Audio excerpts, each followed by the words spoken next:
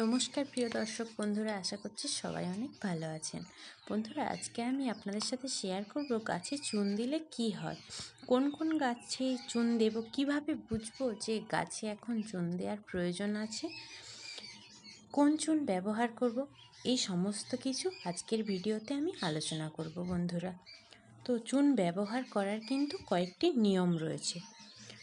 প্রথমে কিন্তু আমি যে নিয়মটি দেখাবো সেটি হলো, একটি পাত্রে প্রথমে সাদা জল নিয়ে নিতে হবে। সাধারণ যে জল হয়, সেই জলের মধ্যে চুনকে ভালোভাবে গুলিয়ে নিতে হবে। আপনি কিন্তু যতগুলো গাছে দেবেন সেই পরিমাণ বুঝে কিন্তু জলটাও নিতে হবে আর চুনটাও নিতে হবে। আমি 500 ml জল নিয়েছিলাম, আমি 4টে গাছে দেবো, সেই জন্য আমি 2 চামচ কিন্তু চুন দিয়েছি। দিয়ে কিছুক্ষণ ভিজিয়ে রেখে দিয়েছিলাম, কারণ চুনের মধ্যে যে গরম ভাবটা থাকে সেটা নষ্ট করার জন্য। আপনারাও কিন্তু চেষ্টা করবেন চুনটাকে কিছুক্ষণ ভিজিয়ে রাখার জন্য, তাহলে কিন্তু গাছে ভালো কাজ হবে। গাছে দিলে কি হয়, ক্যালসিয়ামের অভাব পূরণ করে থাকে কিন্তু এই চুন। কখন দেব? গাছে যখন দেখব যে ক্যালসিয়ামের অভাব পড়েছে তখনই দেব। এরপর আমি ভালো করে গুলিয়ে নিচ্ছি চুনটাকে। চুন কিন্তু আমরা ফল ও ফুল দুই গাছের জন্যই ব্যবহার করতে পারি। অবশ্যই কিন্তু বন্ধুরা, আমাদেরকে আগে কিন্তু যেই গাছে চুন দেব সেই গাছে টবের মাটিকে ভালোভাবে খুঁড়ে নিতে হবে, আর যদি আগাছা থেকে থাকে অবশ্যই পরিষ্কার করে নিতে হবে। মাটিটাকে খুঁড়ে নিলে কিন্তু তাহলে ভালো কাজ হয়। এরপর আমি রিং বরাবর জলটা দিয়ে দিচ্ছি। জলটা দেওয়ার পরে কিন্তু টবের যে খুঁড়ে নিয়েছিলাম মাটিগুলোকে, চুন জল দেওয়ার পরে কিন্তু সেগুলোকে ঢেকে দিতে হবে, তাহলে কিন্তু ভালো কাজ হবে বন্ধুরা।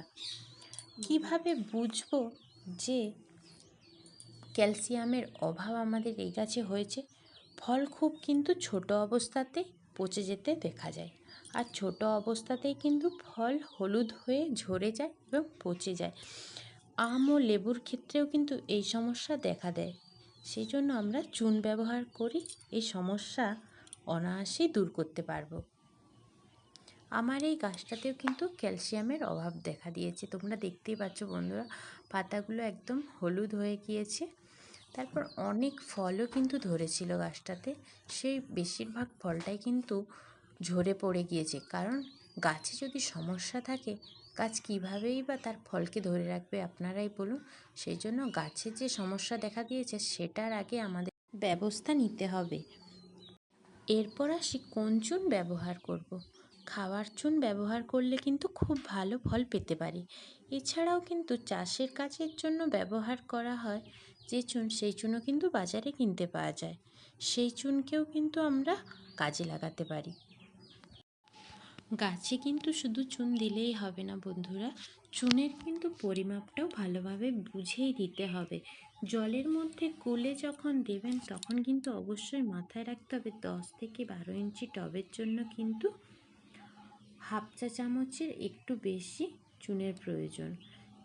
সেটা বুঝেই কিন্তু দিতে হবে, কারণ গাছে ক্যালসিয়ামের অভাব দিয়েছে বলে এটা নয় যে আপনি যতটা বেশি পরিমাণ দিয়ে দেবেন তাহলে কিন্তু আপনার গাছ ঠিক হয়ে যাবে। এটা কিন্তু একদমই করবেন না আপনারা, পরিমাণ বুঝে দিতে হবে। এই গাছটাতেও, এটাও হচ্ছে আমার বাগানের লেবু গাছ, এটার পাতাটাও একটু ফ্যাকাসে টাইপের হয়ে গিয়েছে বলে আমি ভাবলাম এটাতেও একটু দিয়ে দেওয়া যায়।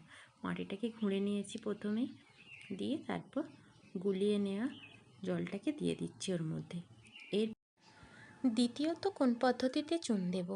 প্রথমেই সেম গাছের গোড়ার মাটিকে ভালোভাবে খুঁড়ে নিতে হবে। তারপর হাফ চা চামচের একটু বেশি চুনকে নিয়ে নিয়েছি, নিয়ে গাছের গোড়ার যে মাটি খুলেছি তার রিং বরাবর একদম চুনটাকে ভালোভাবে ছড়িয়ে দেব। তারপর কিন্তু প্রথম পদ্ধতির মতোই যেটা বলেছি, ভালোভাবে মাটি চাপা দিয়ে দিতে হবে চুনটাতে, তাহলে কিন্তু অতি উত্তম গাছের জন্য কাজ করবে। তারপর গাছে যেরকম পরিমাণ জল দেওয়া হয় সেরকম পরিমাণ কিন্তু জলটা দিয়ে দিতে হবে বন্ধুরা।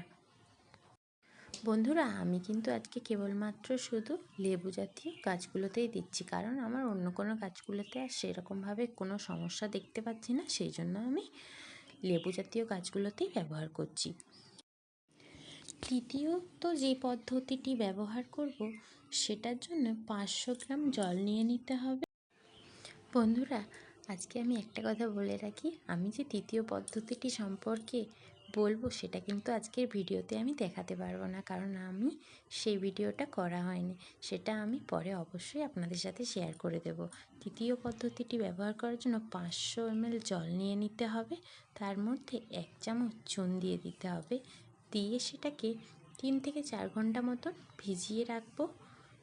ভিজিয়ে রাখার পরে একটা বোতলে কিন্তু 500 ml জল নিয়ে নিতে হবে, এমনি সাধারণ যে জল, তার মধ্যে 150 থেকে 200 মিলি চুন জলটা দিয়ে দিতে হবে, ভিজানো যে চুন জলটা দিয়ে গাছে স্প্রে করতে হবে। স্প্রে করলে কিন্তু গাছে যে ফুল ফল ঝরে যায় সেটা কিন্তু আর হবে না। বন্ধুরা, আপনাদের ছাদ বাগানের গাছগুলোতেও কিন্তু এরকম ক্যালসিয়ামের অভাব দেখা দিলে আপনারাও কিন্তু চুন দিয়ে সেই কাজ অনায়াসেই করতে পারেন, আর সেই সমস্যাও কিন্তু দূর করতে পারবেন। আমার ভিডিও যদি আপনাদের ভালো লেগে থাকে তাহলে কিন্তু অবশ্যই বন্ধুরা আমার চ্যানেলটি সাবস্ক্রাইব করে ভিডিওতে লাইক করে দেবেন আর পাশে থাকবেন। পরবর্তী ভিডিও নিয়ে খুব তাড়াতাড়ি আসছি আমার চ্যানেলে।